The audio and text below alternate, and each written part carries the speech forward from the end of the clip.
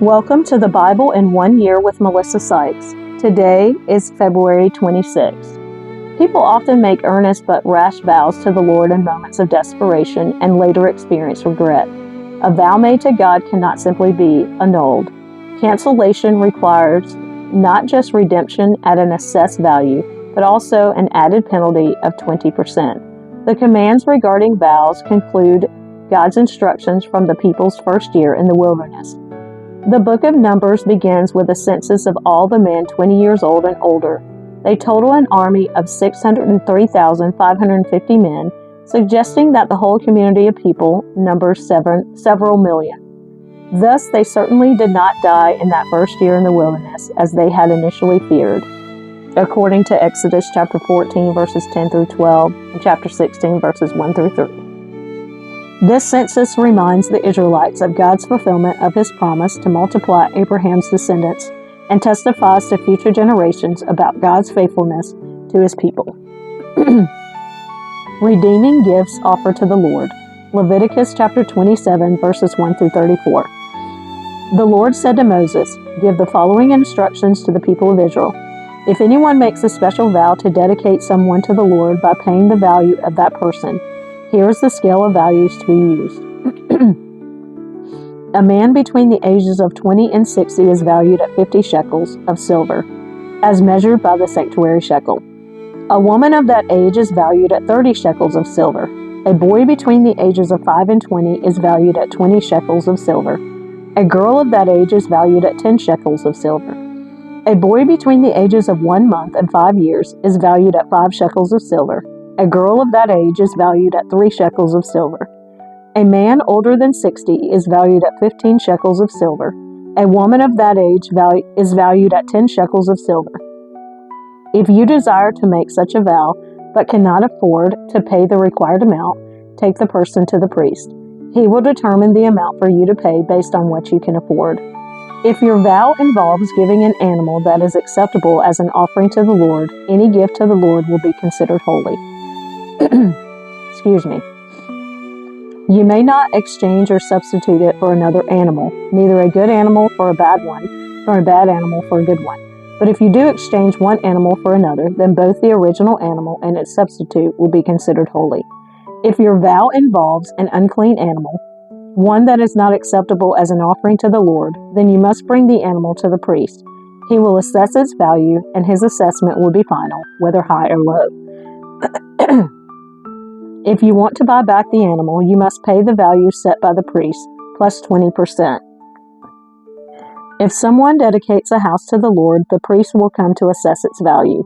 The priest's assessment will be final, whether high or low. If the person who dedicated the house wants to buy it back, he must pay the value set by the priest, plus 20%. Then the house will again be his. If someone dedicates to the Lord a piece of his family property, its value will be assessed according to the amount of seed required to plant it. 50 shekels of silver for a field planted with 5 bushels of barley seed. If the field is dedicated to the Lord in the year of Jubilee, then the entire assessment will apply. But if the field is dedicated after the year of Jubilee, the priest will assess the land's value in proportion to the number of years left until the next year of Jubilee. Its assessed value is reduced each year. If the person who dedicated the field wants to buy it back, he must pay the value set by the priest plus 20%.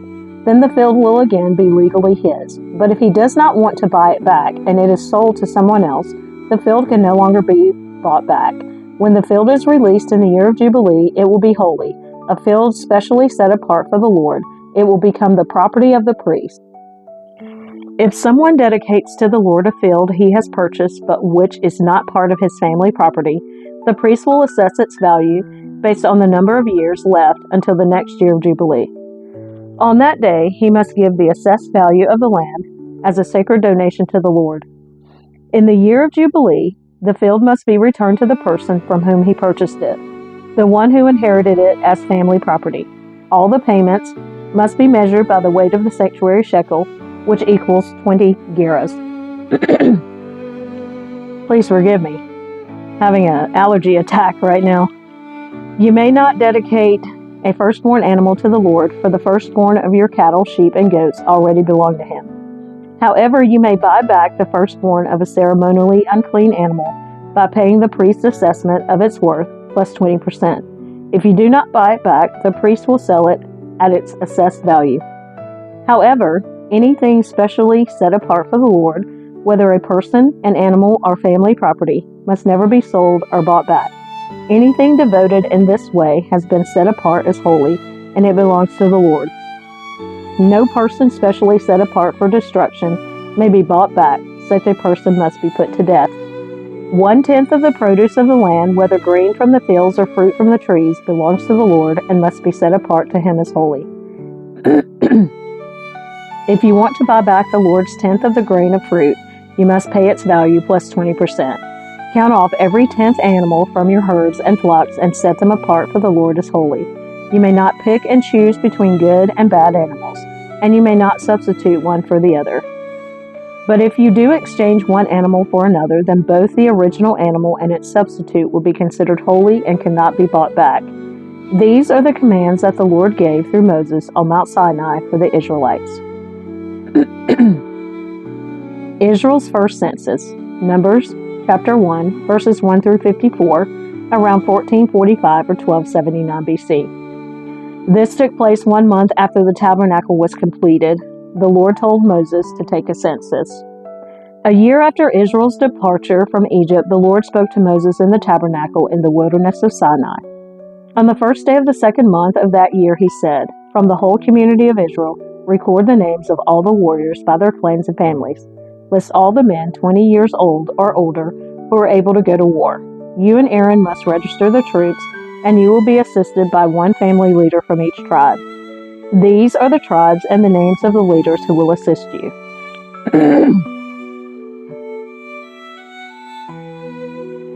These are the chosen leaders of the community: Reuben, Elizur son of Shadur; Simeon, Shemuel son of Zerujaddai; Judah, Nashon son of Amminadab; Issachar, Nethanel son of Zuar; Zebulun, Eliab son of Helon; Ephraim son of Joseph, Elishama son of Ammihud; Manasseh son of Joseph, Gamaliel son of Pedazur; Benjamin, Abidan son of Gideoni; Dan, Ahiezer son of Ammishaddai; Asher, Pagiel son of Okran; Gad, Eliasaph son of Duel; Naphtali, Ahira son of Enan.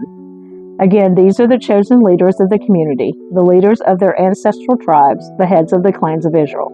So Moses and Aaron called together these chosen leaders, and they assembled the whole community of Israel on that very day. All the people were registered according to their ancestry by their clans and families.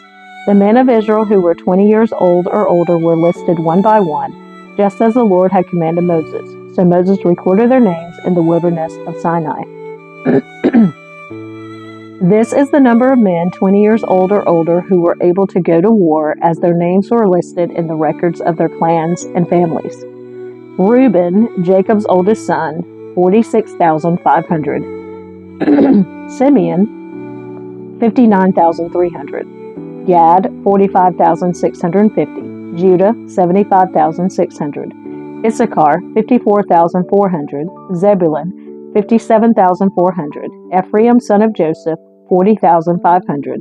Manasseh, son of Joseph, 32,200. Benjamin, 35,400. Dan, 62,700. Asher, 41,500. Naphtali, 53,400. These were the men registered by Moses and Aaron, and the 12 leaders of Israel, all listed according to their ancestral descent. They were registered by families, all the men of Israel who were 20 years old or older and able to go to war. The total number was 603,550. But this total did not include the Levites, for the Lord has said to Moses, "Do not include the tribe of Levi in the registration. Do not count them with the rest of the Israelites. Put the Levites in charge of the tabernacle of the covenant, along with all its furnishings and equipment. They must carry the tabernacle and all its furnishings as you travel, and they must take care of it and camp around it. Whenever it is time for the tabernacle to move, the Levites will take it down, and when it is time to stop, they will set it up again.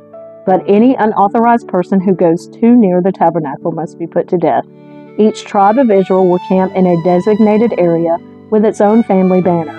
But the Levites will camp around the tabernacle of the covenant to protect the community of Israel from the Lord's anger.